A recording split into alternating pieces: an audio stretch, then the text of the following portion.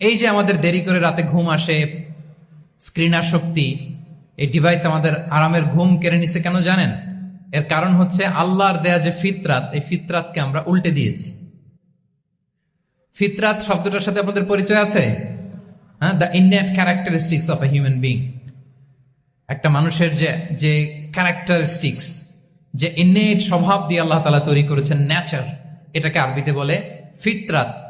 এই ফিতরাতের বিরুদ্ধে কিছু করা যাবে না। ইসলামিক লাইফস্টাইল হচ্ছে ফিতরা বেসড লাইফস্টাইল। ফিতরাতুল্লাহিল্লাতী ফাতারান নাস আলাইহা লা তাবদীলা লিখালকিল্লাহ। আল্লাহর প্রকৃতির অনুসরণ করো, যে প্রকৃতি দিয়ে তিনি মানুষকে সৃষ্টি করেছেন। আর আল্লাহর সৃষ্টি কাঠামোর মধ্যে কোনো পরিবর্তন, কোনো বিকৃতি নেই। সুবহানাল্লাহ বিহামদিহি। তা আমরা এই ফিতরাতকে চেঞ্জ করে দেওয়ার কারণে এই ঝামেলা। আমরা সবাই এই ফিতরাতের উপর জন্মেছি। কুল্লু মাউলুদিন ইউলাদু আলাল ফিতরা ফাআবাওয়াহু ইউহাউবিদানি আও ইউনাসসিরানি আও ইউমাজ্জিসানি। প্রতিটি নিউ বর্ন বেবি তারা ফিতরাতের উপর জন্মায়, মানে নবজাতক সন্তান ইসলামের উপর জন্মায়। কিন্তু বাবা মা তাকে হয় ইহুদি বানায়, নাসারা বানায় বা অগ্নি উপাসক বানায়। তাহলে এই যে ফিতরাত, আল্লাহর দেয়া ফিতরাতকে যখন আমরা চেঞ্জ করেছি, আমাদের জীবন থেকে বারাকা উঠে গিয়েছে। ফিতরাতকে যদি আরো সহজ করে আমি আপনাদেরকে বুঝাই, তাহলে ফিতরাত হচ্ছে যা কিছু স্বাভাবিক, যা কিছু কল্যাণকর, যা কিছু ভালো, তাই ফিতরাত। আই রিপিট, সুপ্রিয় শিক্ষার্থী বন্ধুরা, ফিতরাত হচ্ছে যা কিছু স্বাভাবিক, যা কিছু ভালো, যা কিছু কল্যাণকর, তাই কি? তাই ফিতরাত। এই যে এখন আরবি কোন মাস চলছে বলেন তো? রজব। এই রজব মাসের ২৬ তারিখ দিবাগত রাত্রে আল্লাহ রাসূল সাল্লাল্লাহু আলাইহি ওয়াসাল্লাম ঊর্ধ্ব জগতের একটা ভিজিটে গিয়েছিলেন। আমরা জানি না সবাই? হ্যাঁ, ইসরা মেরাজের কথা আমরা জানি। সো এই মেরাজ রজনীতে আল্লাহ রাসূল সাল্লাল্লাহু আলাইহি ওয়া আলিহি ওয়াসাল্লাম ফিতরাত, মানে what is the essence of ফিতরা, এটা বোঝানোর জন্য এই হাদিসটা আমি শেয়ার করছি। মেরাজে যখন গেলেন, জিবরিল আলাইহিস সালাম ওনাকে 2টা পেয়ালা দিলেন। তিনি বললেন, উচিতু বি ইনাআইন, আমাকে 2টি পেয়ালা দেয়া হলো। ফি আহাদিহিমা লাবান ওয়া ফিল আখারি খামর। এক পেয়ালায় ছিল দুধ, আরেক পেয়ালায় ছিল মদ। ফা আখাযতুল লাবান ওয়া শারিবতু। যখন 2টা অপশন দেয়া হলো, 2টা পেয়ালা, আমি দুধের পেয়ালাটা নিলাম এবং সেটা পান করলাম। তখন জিবরিল আলাইহিস সালাম বললেন, আসাবতাল ফিতরা, মানে you are guided to the ফিতরা, আপনি সঠিকটাই নিয়েছেন। যেটা ফিতরা, যেটা নেওয়া উচিত, আপনি ওইটাই নিয়েছেন। তাহলে এখন আরো সহজ হবে। যদি 2টা পেয়ালা দেয়া হয়, একটা মদের পেয়ালা আর একটা দুধের পেয়ালা, তো আমরা নিব কোনটা বলেন?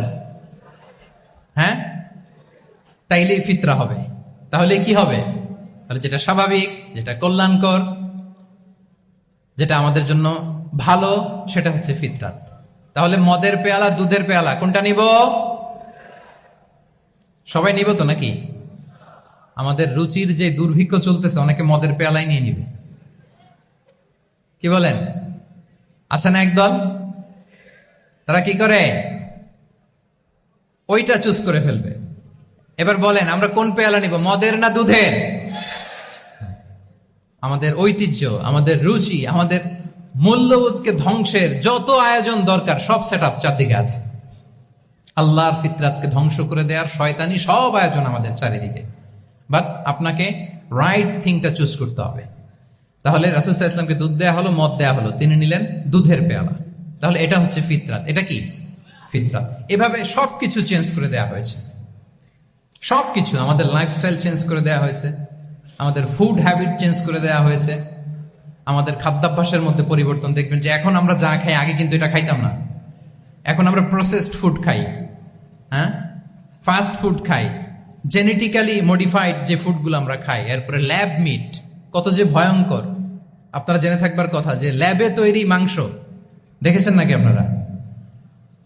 প্রাকৃতিক মাংসের কোনো ছিটে ফোটা নেই, কিন্তু এটা গরুর মাংস হয়ে গেছে, ওইটা মানুষ খাচ্ছে। মানে আমাদের লাইফস্টাইলও করাপ্টেড, আমাদের ফুড হ্যাবিটও করাপ্টেড, আমাদের স্লিপিং সাইকেলটা করাপ্টেড, সবকিছু করাপ্ট করে দেওয়া হচ্ছে। এবং এটার প্রভাব পড়েছে আমাদের শিশুদের মধ্যেও। দেখবেন যে শিশুরা সবজি খেতে চায় না। আমার তো 2 মেয়ে আছে, আমি তো দেখি বাসায়, বা অনেকের কমপ্লেনগুলো আমরা শুনি। আমাদের এখনকার বাচ্চাদেরকে ভেজিটেবলস দিলে খায় না, মাছ দিলে খায় না, অর্গানিক ভালো ভালো খাবার দিলে শাকসবজি খায় না। কি খাবে জানেন? সসেস খায়, সসেস, হটডগ খায়। হ্যাঁ, ওই যে আপনি অর্ডার দিয়ে বার্গার এনে দিবেন, পিৎজা এনে দিবেন, ওইটা খাবে। তারপর ইনস্ট্যান্ট নুডলস খাবে, স্যুপ খাবে, ফ্রোজেন যত মিল আছে এগুলো খাবে, টিনজাত খাবার যেগুলো দীর্ঘদিন সংরক্ষণ করে রাখা হয়। তো বলেন, আজ থেকে 30 বছর আগে আমাদের বড়রা কিংবা আমাদের শিশুরা, আমরা কেউ কি এই খাবার খেয়েছি? বলেন তো, আওয়াজ করেন, খেয়েছি কেউ? Entire system. কেন আমরা ইসলামিক লাইফস্টাইল নিয়ে কথা বলছি এখন? কারণ আমাদের পুরো সিস্টেমটাই, আমাদের পুরো ফিতরাতটাই ওরা চেঞ্জ করে দিয়েছে। তারপর ডিভাইস ছাড়া বাচ্চারা খেতে চায় না, কার্টুন দেখে দেখে খাওয়াতে হয় ওদের, কি বলেন? আচ্ছা বলেন তো, আজ থেকে 30 বছর পেছনে ব্যাক টু দ্য হিস্ট্রিতে যদি আমরা যাই, 70-এর দশকে, 80-র দশকে বাংলাদেশের কোন একটা গ্রামের কথা, একটা পল্লীর কথা আপনি একটু চিন্তা করেন তো। রাত 8টার দিকে, 9টার দিকে আপনি ওই গ্রামের কাউকে খুঁজে পাবেন? 70-এর দশকে, 80-র দশকে একটা গ্রামের, একটা গ্রামীণ একটা পরিবেশের কথা যদি চিন্তা করেন, রাত 8টায় সবার কি অবস্থা বলেন তো? আপনি তো ঘুম খুঁজে পান না, আপনার তো ইনসমনিয়া। আমাদের এখন ট্যাবলেট খাওয়া লাগে না ঘুমের জন্য? আমাদের তো ইনসমনিয়া হয়ে গেছে এখন। কিন্তু আজ থেকে বেশি দূরে না, 30 বছর আগের একটা গ্রামীণ পরিবেশের রাত 8টার পরিবেশ হচ্ছে সবাই ঘুম। আমরা তারও 2 বা 3 ঘন্টা পরে ডিনার করব, কিন্তু ওনাদের মাগরিবের আগে বা পরে ডিনার করে ফেলছে, এশার নামাজ পরেই কি 1-2 জন না, পুরো গ্রাম জামাতে ঘুম। পুরো গ্রাম জামাতের সাথে ঘুম। তো যে লোকটা 8টার দিকে ঘুমালো, উঠবে কখন বলেন? রাত 3টার পর ওর ঘুম আসবে? আর হ্যাঁ, ঘুমেরও তো একটা লজ্জা শরমের ব্যাপার আছে, আর কত থাকবে এখানে, কি বলেন? আপনি তো ঘুমাতে যান রাত 2টায়, আর আজ থেকে 30 বছর আগে আমার বাংলাদেশের একটা গ্রামীণ পরিবেশে রাত 8টার দিকে সবাই ঘুম। আমরা এখন যেই টাইমটাতে ঘুমোতে যাই, ওই সময় ওনাদের অর্ধেক ঘুম শেষ। ফজরের নামাজ পড়ে আমাদের বাপ চাচারা কি করতো? হ্যাঁ, একটু ব্যাক টু দ্য হিস্ট্রিতে তাকান না। ফজরের নামাজ পড়ে এক বল পান্তা ভাত খাইতো। আমরা তো এখন এতটুকু খাইলে আমাদের এটা বার্ন করার জন্য দৌড়াইতে হয় 5 কিলো, জিমনেশিয়ামে যাইতে হয়, কত আয়োজন, কত ওয়ার্কআউট করা লাগে।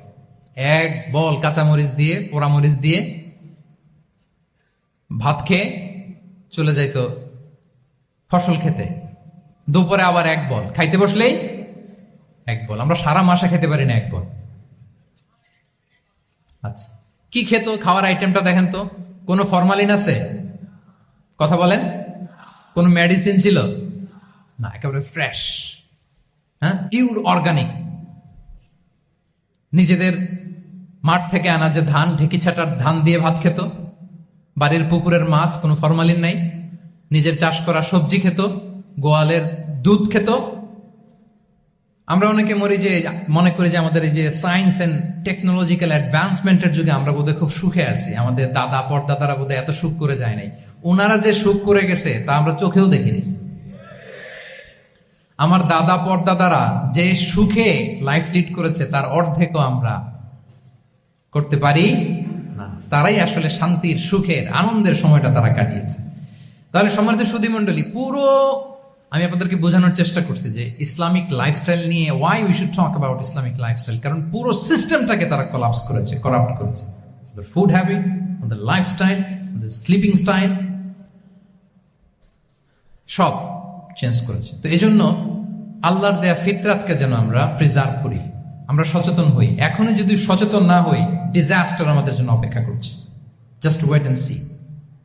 তাহলে ইসলামিক লাইফস্টাইল হচ্ছে একটা ফিতরা বেসড লাইফস্টাইল। এই ফিতরাকে আমাদেরকে প্রিজার্ভ করতে হবে। তাহলে 3টা পয়েন্ট বলে ফেলছি অলরেডি, যদি আপনাদের মনে থাকে। প্রথমে কি বলেছিলাম? হালাল, হালাল দিয়ে জীবন সাজাবো। 2 নম্বরে প্রোডাক্টিভিটির জন্য কি করব? রাতে দেরি করে ঘুমাবো। তাহলে আগে আগে ঘুমাবো, ফলে আগে আগে ঘুম থেকে জেগে কাজ শুরু করব। 3 নম্বরে ফিতরা, মানে আল্লাহর দেয়া প্রাকৃতিক যে নিয়ম, মানে আলোর সাথে সাথে আমার জীবন শুরু, আলো নাই আমিও ঘুমাই পড়বো, কি বলেন? আপনি উন্নত দেশে তো তাই হয়। জাপানে আমি কয়েকবার গিয়েছি, আগে আগে ঘুমায় পড়ে। ইভেন আমেরিকাতে আমি কয়েকবার গিয়েছি, অনেক অনেক শহরে 8টার পরে সুপার শপ বন্ধ, 8টার পরে ঘুম এরা। আমরা হাঁটছি কোন দিকে? আমরা একটু